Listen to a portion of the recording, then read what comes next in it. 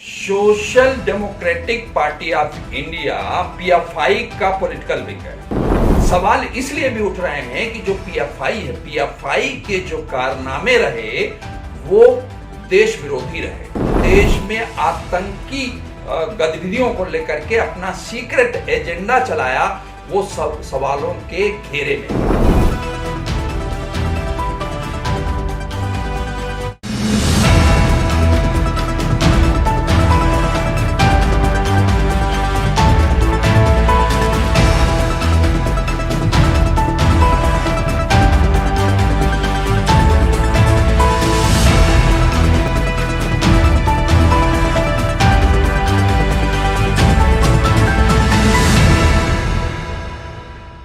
नमस्कार।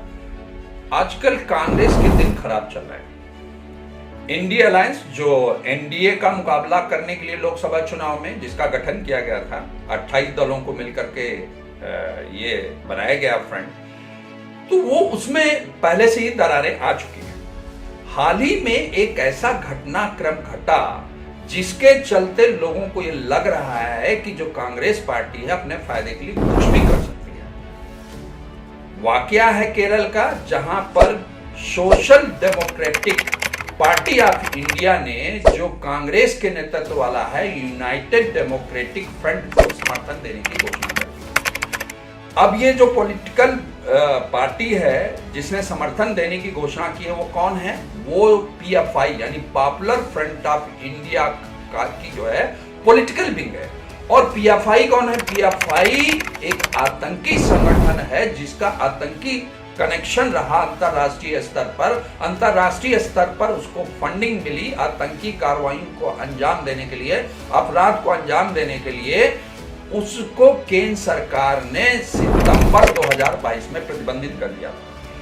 अब इस बात को लेकर के जो विपक्षी दल भाजपा है वो जो है कांग्रेस में बहुत हमलावर है। उसने हमला किया कि क्या कांग्रेस के लिए देश और राष्ट्र कोई महत्व नहीं रखता? यानी वो अपने राजनीतिक फायदे के लिए कुछ भी कर सकती है, वो किसी आतंकी संगठन से भी हाथ मिला सकती है। हालांकि कांग्रेस ने इस बात का खंडन किया। उसने कहा हमने ना तो उस पॉलिटिकल पार्टी से समर्थन मांगा, ना ही हमने उससे कोई वार्ता की।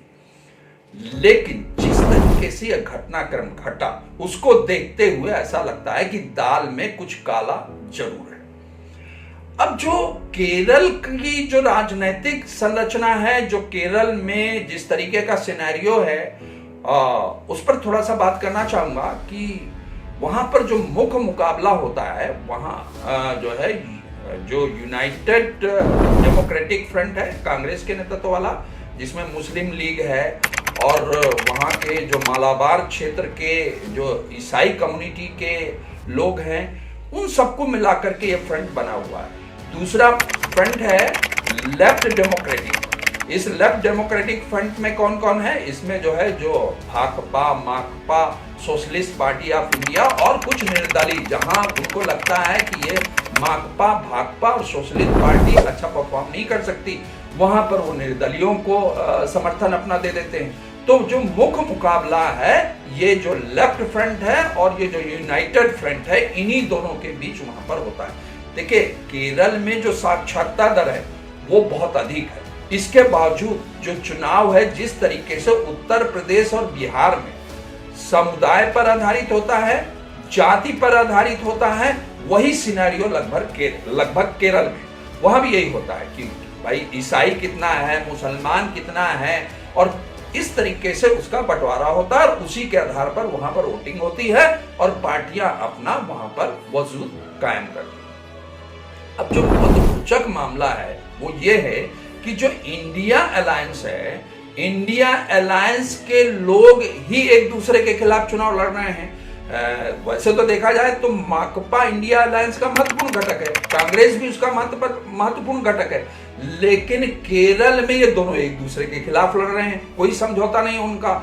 और सबसे मजेदार बात तो ये है कि एक तरफ तो रामलीला मैदान में सभी जो है केजरीवाल के समर्थन में इकट्ठे होते हैं, माकपा, भाकपा, आम आदमी पार्टी, कांग्रेस, समाजवादी पार्टी और जो विभिन्न घटक दल हैं वो सब एक साथ आते हैं। यहाँ तक कि जो जम्मू कश्मीर के नेशनल कॉन्फ्रेंस है, पीडीपी है, ये सभी दल एक मंच पर आते हैं। लेकिन ये सब होने के बावजूद जो वायनाड सीट है लोकसभा की केरल में, जहां से कांग्रेस के वरिष्ठ नेता राहुल गांधी चुनाव लड़ रहे हैं, उस सीट को भी वो सुरक्षित माकपा वहां नहीं छोड़ दिया। लेफ्ट फ्रंट वहां भी अपना कैंडिडेट उसने उतार दिया है। इसी तरीके से देखा जाए पश्चिम बंगाल में, देखिए पश्चिम बंगाल में भी वही स्थिति है। वहां जबकि देखिए ये जो लेफ्ट फ्रंट है इंडिया अलायंस का महत्वपूर्ण घटक है, लेकिन तृणमूल कांग्रेस जो इंडिया अलायंस का महत्वपूर्ण भाग था वो पहले ही इंडिया अलायंस से बाहर हो चुका है। उसने जो है टाटा बाय बाय उनको बोल दिया। लेकिन ये जो माकपा और कांग्रेस है वो उनका भी वहां समझौता नहीं हो पाया, एक दूसरे के खिलाफ वहां चुनाव लड़ रहे हैं।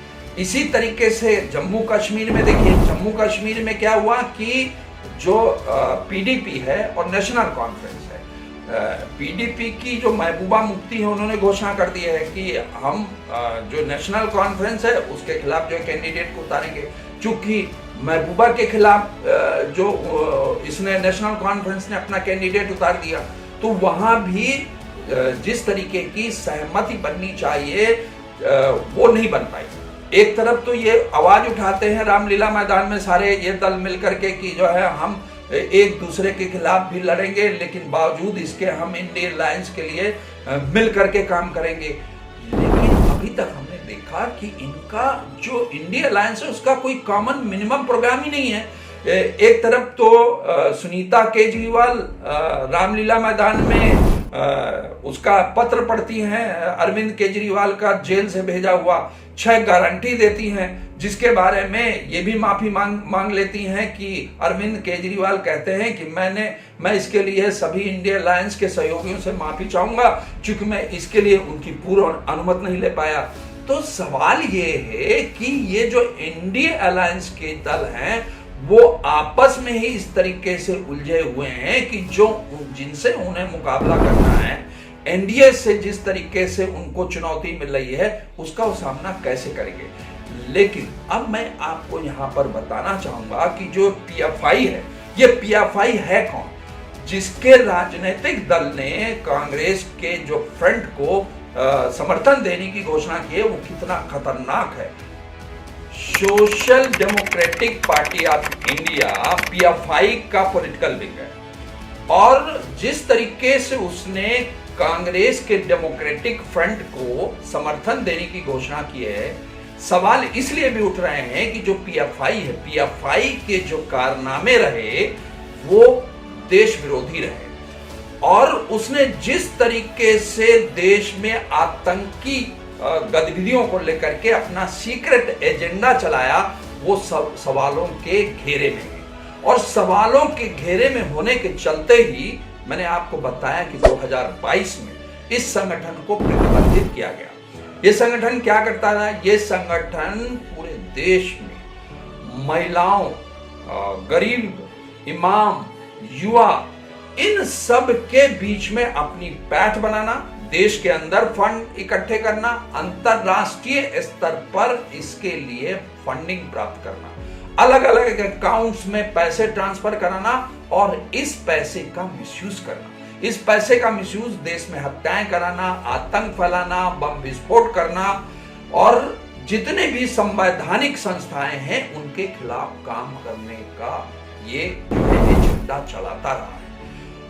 और ऐसा दल जो पूरे देश में आतंक फैला रहा है और देश विरोधी गतिविधियों में इन्वॉल्व है, उस दल की, उस संगठन के समर्थित जो है पॉलिटिकल पार्टी का सहयोग अगर कोई भी पार्टी लेती है तो ये सवाल निसंदेह खड़ा होता है कि आखिरकार क्या किसी भी पॉलिटिकल पार्टी के लिए सिर्फ चुनाव जीतना महत्वपूर्ण है? क्या लोकसभा चुनाव में किसी भी तरह येन केन प्रकार ये चुनाव जीता जाना चाहिए? क्या हमारे लिए देश कोई महत्व नहीं रखता? क्या राष्ट्र हमारे लिए कोई महत्व नहीं रखता?